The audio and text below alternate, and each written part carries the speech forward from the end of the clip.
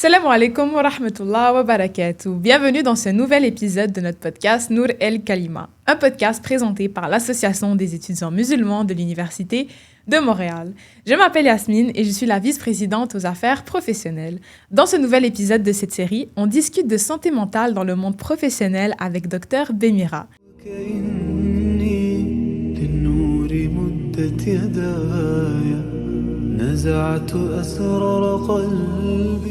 Salam alaikum, Dr Bemira. Alaikum salam, wa barakatuh. Comment ça va aujourd'hui? Alhamdulillah, ça va bien et vous? Alhamdulillah, ça va super bien. Très heureuse aujourd'hui de te recevoir pour cet épisode.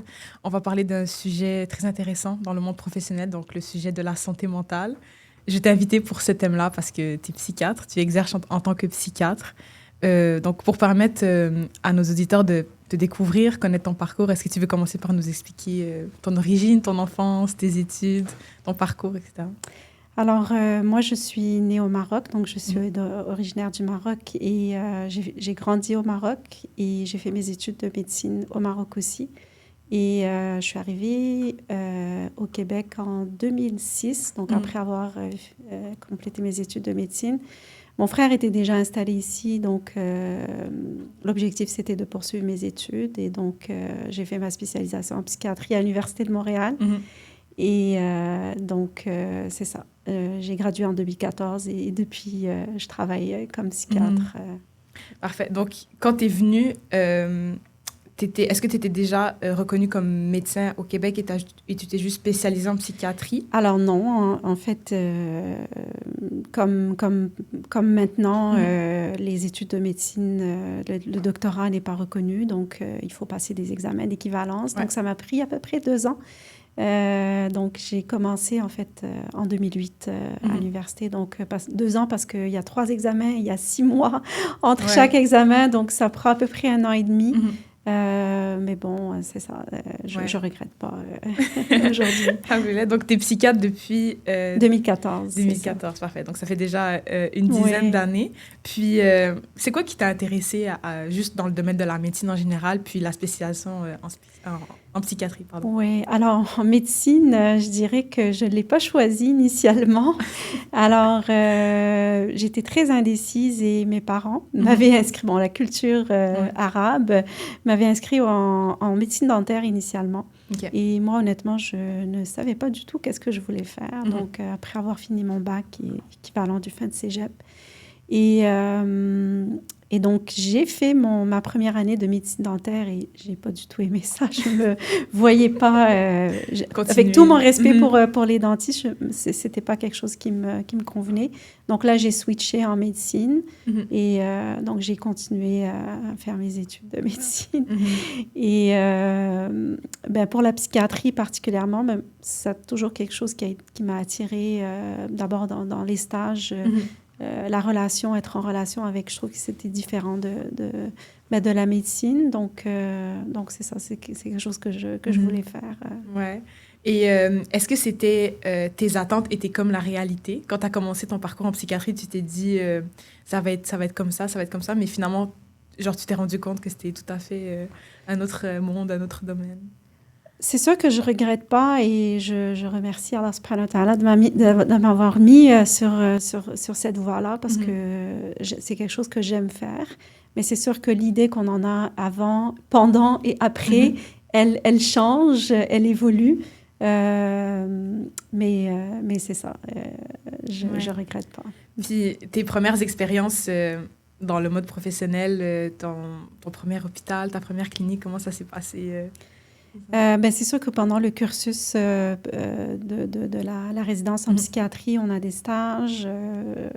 Ma première expérience, c'était à l'hôpital du Sacré-Cœur de Montréal, au pavillon Albert Prévost, que j'affectionne particulièrement parce que je suis revenue plusieurs fois à une super belle équipe.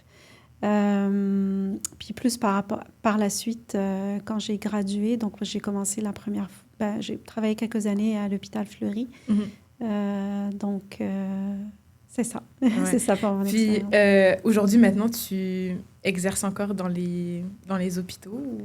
Alors, en fait, depuis janvier de l'année passée, j'ai fait une pause pour le travail en milieu hospitalier parce que je voulais me consacrer à mon projet du centre et aussi parce que j'étais en formation, donc je voulais prendre le temps de faire les choses comme il faut. Mais c'est sûr que je reviendrai travailler à l'hôpital. Pour moi, c'est important. Inch'Allah. Donc, tu as parlé du centre. C'est le centre psy multiculturel. Exactement. Donc, est-ce que tu veux nous raconter un peu l'histoire derrière, sa fondation, puis pourquoi ça a été fondé? Ouais.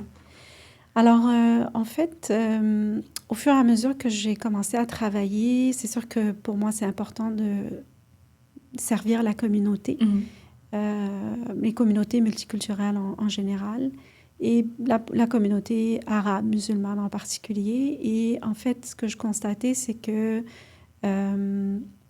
souvent, on me sollicitait en tant que psychiatre musulmane pour voir des gens de la communauté, mais travaillant en milieu hospitalier, c'est sûr qu'il y a certains critères. Donc, au niveau du secteur, mettons, si je travaille à l'hôpital St. Mary's, ben, je peux pas voir des patients qui habitent à Laval.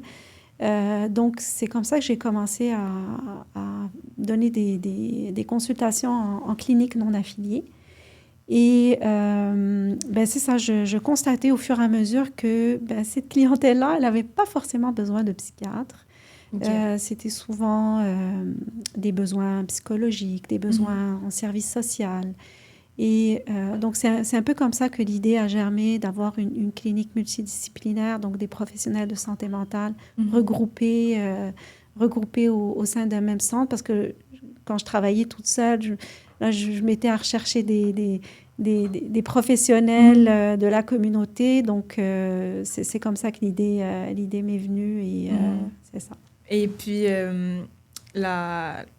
quand on parle de la fondation d'un centre, est-ce que c'est aussi compliqué qu'on l'imagine ou finalement le processus se fait bien? Puis... Alors, c'est compliqué, surtout pour moi qui n'a pas d'expérience en management, en gestion d'équipe, en entrepreneuriat, absolument. Donc, je ne dirais pas que c'est simple, mais je pense que c'est important de croire à l'objectif final, l'intention et la mission, pourquoi on le fait. Ouais. C'est ce qui nous permet de nous accrocher, de continuer malgré qu'il y ait certains défis et certains obstacles. C'est ça. Et puis, aujourd'hui, ton équipe, elle est constituée, donc toi premièrement en tant que psychiatre, puis le reste de ton équipe, c'est qui qu'on peut retrouver dans le centre? Alors, on a des psychologues, on a des travailleurs sociaux, on a un psychoéducateur, en fait 2 psychoéducateurs, et on a aussi des intervenants psychosociaux qui sont là plus pour gérer des crises ou pour des interventions de court terme. OK, donc c'est quand même assez diversifié, donc peu importe le besoin du patient, il va trouver ce qui lui convient, alhamdoulilah.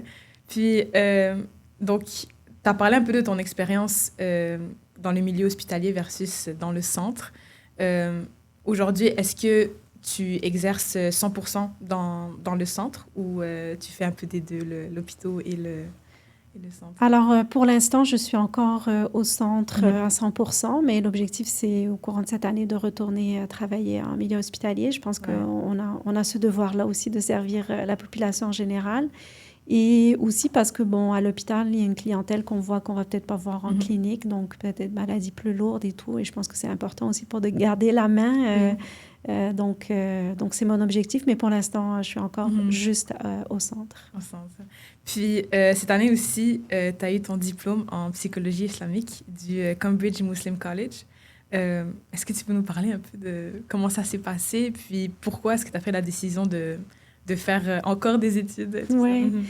Ben, je pense qu'on finit jamais d'apprendre. Je suis déjà en train de réfléchir à une prochaine formation. Mais pourquoi la psychologie islamique? En fait, je ne connaissais pas cette discipline. Et il y a quelques années, j'étais dans une conférence Muslim Mental Health aux États-Unis. Et c'est comme ça que j'ai découvert la psychologie islamique. Il y avait Dr. York qui a publié un livre que j'ai dévoré. Et donc, c'est comme ça que ça m'a ouvert à cette discipline-là et ça ça m'a intéressée à aller chercher plus. Donc c'est comme ça que j'ai voulu... je me suis inscrite à cette formation. Et c'est quel genre de cours qu'on peut retrouver dans cette formation? Alors, c'est des cours, en fait, il y a différents... c'est une approche holistique, donc qui est vraiment intégrative, qui parle autant de philosophie, donc des différents paradigmes philosophiques. En fait, c'est une grande partie, surtout grande partie, la moitié, je dirais, de l'année de notre formation. Des cours aussi sur l'histoire de la santé mentale dans notre tradition islamique, parce qu'on en a une histoire. Ouais. Et par la suite, c'est plus, c'est plus de la pratique, donc certaines techniques et tout ça. Est-ce que c'est des cours aussi en sciences islamiques que vous faites pour pouvoir connaître les connaissances et les notions? Ou c'est vraiment axé sur le côté social? Donc, en fait, oui, il y a des cours sur la tazkiyat nafs, la purification de l'âme, mais c'est sûr que si on veut vraiment approfondir, il faut aller chercher une formation en sciences islamiques en complément. Et aujourd'hui, c'est quoi que tu penses que cette formation t'a apporté autant personnellement que professionnellement, que tu n'aurais pas trouvé ailleurs? Mais en fait, c'est une formation qui m'a permis de mieux me comprendre et également justement de pouvoir mieux servir la communauté, les gens en général, parce que ce que j'ai compris, en fait, c'est que la psychologie islamique, bien qu'on dise que c'est islamique, c'est une psychologie universelle, donc qui s'applique à tout être humain. Ce que ça m'a permis aussi de comprendre, c'est aussi de prendre le temps, parce qu'on a un rôle à jouer, d'abord parce qu'on reçoit des clients, donc il faut d'abord prendre soin de soi, et prendre soin de soi dans les différentes sphères, donc autant notre corps que notre santé mentale, donc pour pouvoir mieux accueillir les clients ou les patients, si on peut dire. Donc, ça a été bénéfique premièrement pour toi. Puis comme ça a été bénéfique pour toi, ça va être bénéfique pour ton travail et tes patients. Est-ce que, à ce sujet, est-ce que tu penses que c'est nécessaire pour un musulman, une musulmane qui exerce dans le domaine de la santé mentale, donc que ce soit un intervenant psychosocial, psychologue, psychiatre, est-ce que tu penses que c'est essentiel, quelqu'un qui veut exercer dans la communauté, c'est essentiel d'avoir cette formation, ou ça peut être quelque chose qui peut apprendre par lui-même, puis exercer auprès de la communauté? Alors, je dirais pas c'est essentiel, mais je dirais c'est un plus. Okay. Et je dirais c'est un plus, mais vraiment un plus. Mais je comprends aussi la réalité, mais je veux dire, on peut pas non plus dire que c'est obligatoire ou c'est essentiel, mais je l'encourage fortement parce que on apprend des choses que, en fait, on revient aux sources. Quand on parle justement des différentes dimensions de l'être, le cœur par exemple, parce que c'est un peu différent de la psychologie occidentale, et on revient aux sources, pas seulement islamiques ou musulmanes, mais si on regarde la définition, l'étymologie du mot psychologie, c'est la psychologie de l'âme. Donc, les anciens, musulmans ou non, la psychologie, elle est différente de ce qu'on apprend aujourd'hui. Et donc, je pense que c'est un plus de l'avoir dans son bagage, autant personnel que pour les professionnels. Ça a vraiment l'air d'être une super belle formation. Puis, est-ce que aujourd'hui, dans notre communauté, est-ce que tu penses qu'on a plus besoin de professionnels dans le monde de la santé mentale musulmans, qui exercent vraiment, ils s'identifient comme musulmans, puis ils exercent auprès de la communauté musulmane? Est-ce que tu penses que c'est encore un besoin? Mais c'est un besoin. La communauté souffre. On a des enjeux qui sont similaires finalement à la population en général. Donc, le besoin, il est là. Il est, même pour la population générale, les listes d'attente pour les psychologues sont énormes. Maintenant, la communauté musulmane en particulier, c'est sûr qu'il y a des enjeux plus spécifiques. Alors oui, il faudrait qu'on soit, que les psychologues, que les professionnels de santé mentale, il faudrait pouvoir répondre à la demande parce que le besoin, il est là. C'est ça. Et selon toi, Dr Bemira, est-ce que tu penses que pour un musulman, une musulmane qui souhaite consulter, est-ce que c'est plus bénéfique pour lui d'aller voir directement un psychologue musulman ou un intervenant dans le domaine de la santé mentale musulman, ou il peut juste commencer avec un psychologue, puis ensuite voir qu'est-ce qu'il préfère? Notre communauté, elle a de la difficulté à aller consulter. Okay. Alors, premièrement, si vous avez accès à un psychologue, peu importe son origine, peu importe sa religion, allez-y. Si vous avez accès à un psychologue musulman, c'est mieux. Si vous avez accès à un psychologue musulman qui a étudié la psychologie islamique, c'est encore mieux. Donc, et puis aussi, ce qui est important, c'est que quand on consulte, c'est important de se sentir, parce que il faut qu'il y ait une alliance. S'il n'y a pas d'alliance, il n'y aura pas de cheminement, il n'y aura pas de travail thérapeutique. Donc, c'est important, peu importe l'origine, la religion de votre thérapeute, que vous vous sentiez à l'aise, que vous vous sentiez compris et que vous avez l'impression d'avancer. Donc, en fait, il faut distinguer aussi, quand je parle de musulmans, il faut distinguer le culturel et le spirituel. Donc, ça dépend aussi de l'individu, qu'est-ce qu'il recherche. Donc, il y a des psychologues qui ne sont pas musulmans, mais qui sont très sensibles aux enjeux culturels. Il y a d'autres individus qui recherchent plus d'avancer spirituellement.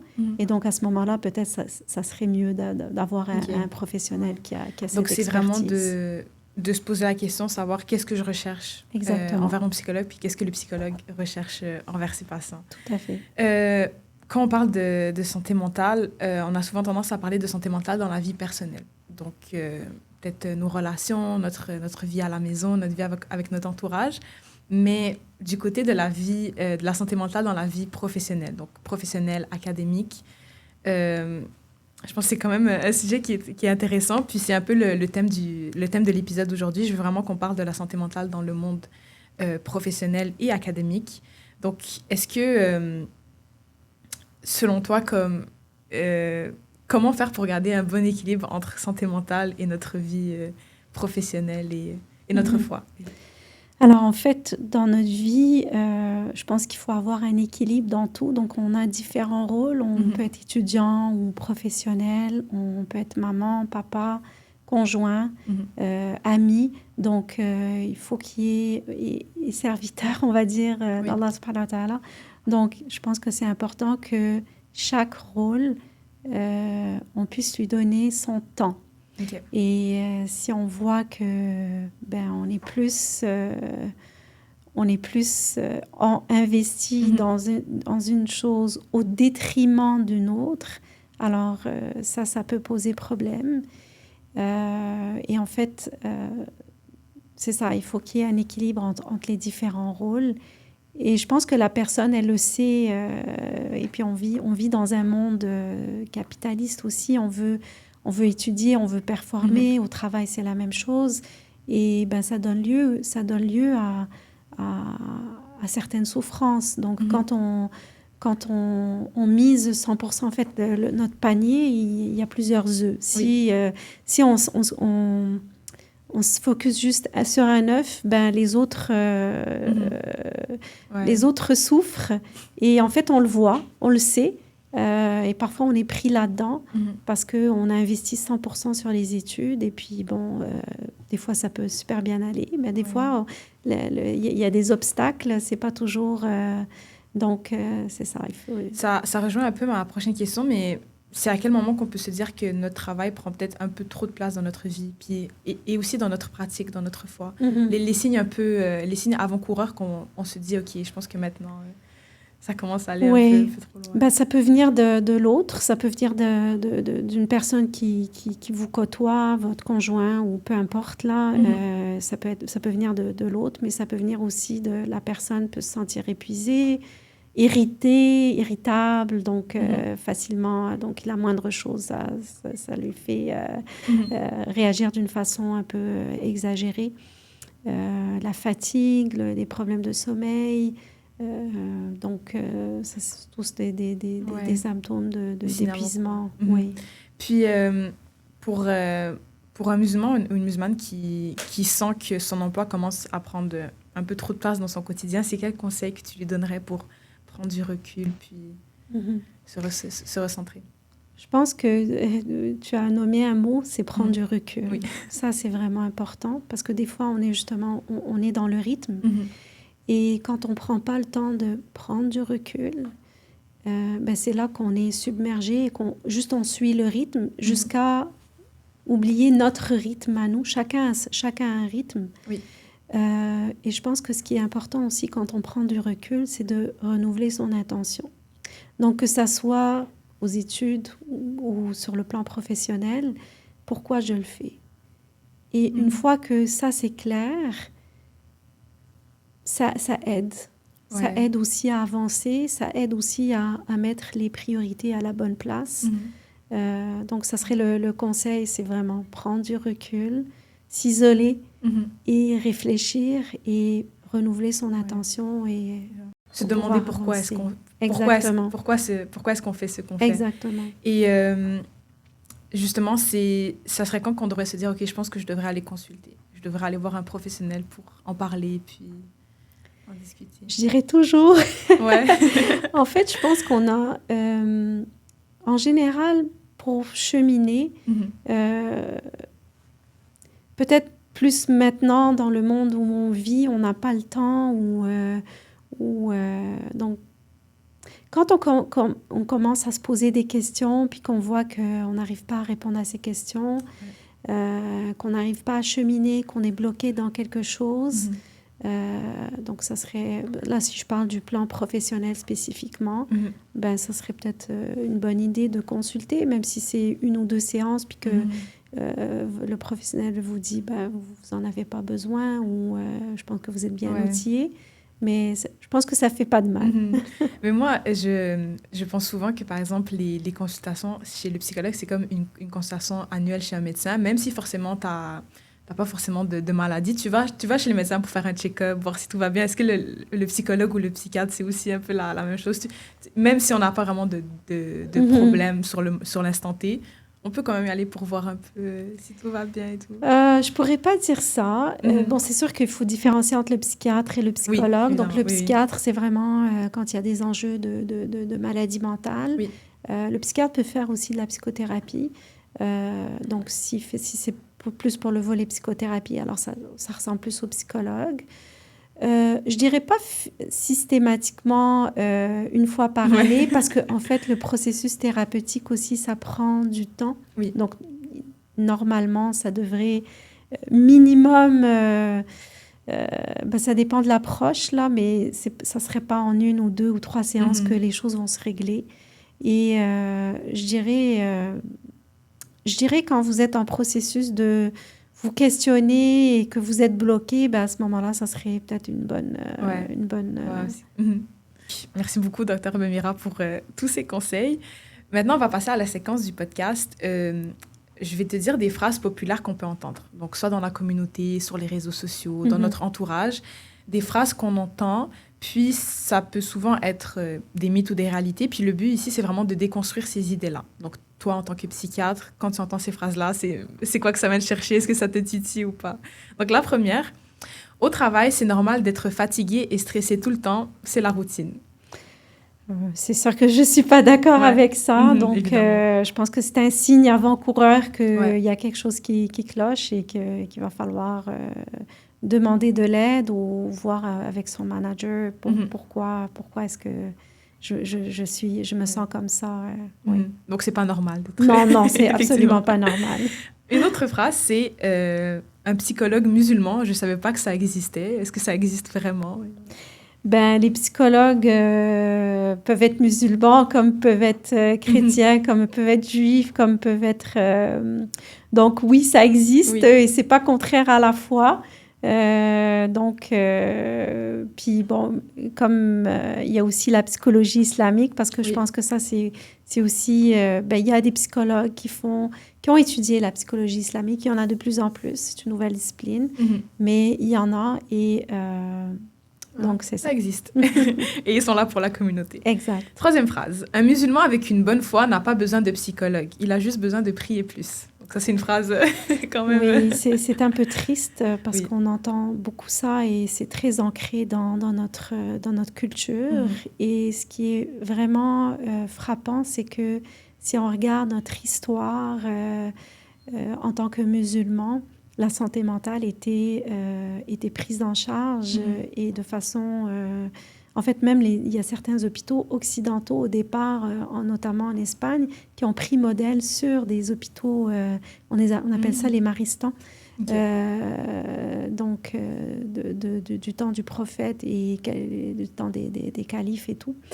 Donc, malheureusement, je ne sais pas d'où ça vient, mais c'est très ancré dans notre culture. Et la foi, oui, elle aide à être plus patient dans les épreuves, mais elle ne prévient pas contre les problèmes de santé mentale, les maladies, ou les problèmes relationnels. Donc oui, la foi, c'est important, mais ça ne veut pas dire qu'on est protégé. C'est comme si on dirait on peut pas être diabétique parce qu'on est musulman. Je veux dire, ça fait pas de sens. C'est exactement la même chose pour la maladie mentale. C'est ça. Donc c'est encore une stigmatisation dans notre communauté, mais ça commence petit à petit à se déconstruire, je pense. Quatrième phrase. Tout le monde est stressé et épuisé à l'université. C'est normal. Faut juste endurer le temps de finir nos études. Alors, tout le monde est stressé, oui. C'est normal, non.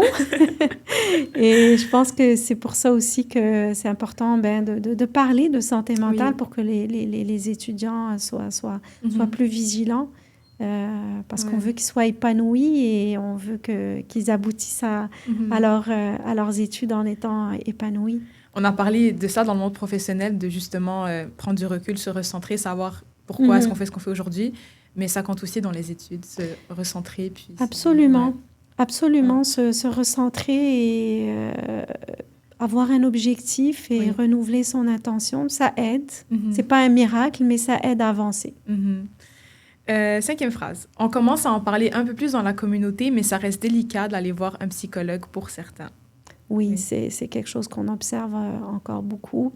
Donc, les gens ont de la difficulté à aller consulter parce que la stigmatisation, le fait que la réputation, donc aussi des préjugés. Par exemple, c'est très fréquent que des femmes qui n'ont pas d'enfants, qui vont dire si je viens consulter, est-ce que la DPJ, quand j'aurai des enfants dans 10 ans, va venir s'impliquer parce que j'ai consulté un psychologue ou un psychiatre.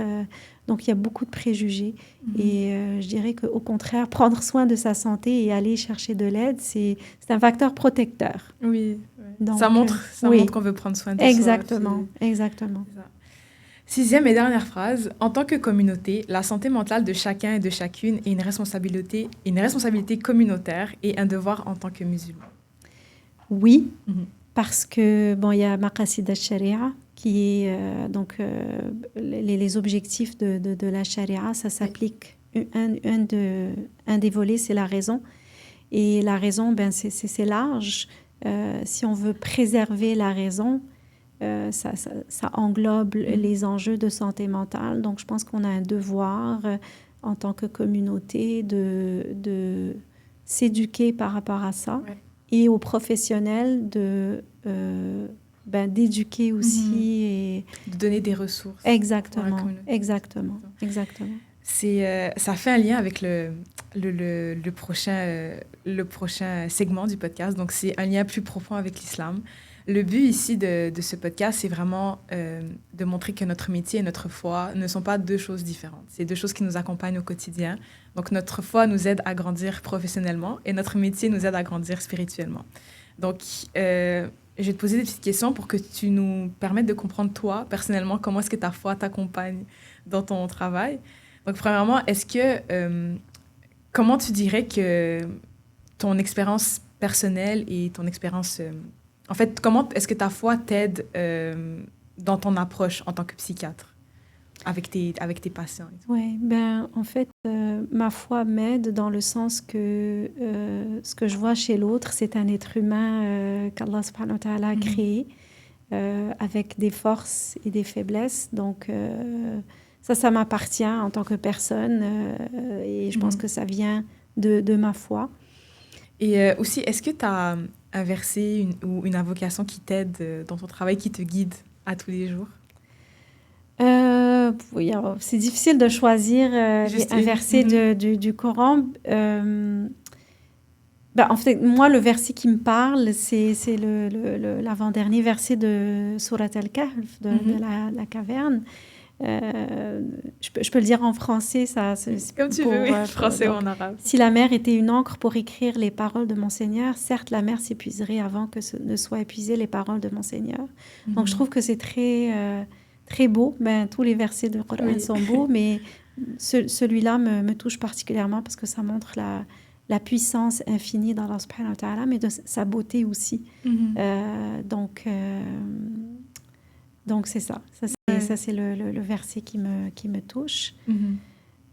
Pour les invocations, une invocation aussi que j'ai apprise dans les dernières années, que je trouve aussi très, très utile, c'est l'invocation contre l'ostentation.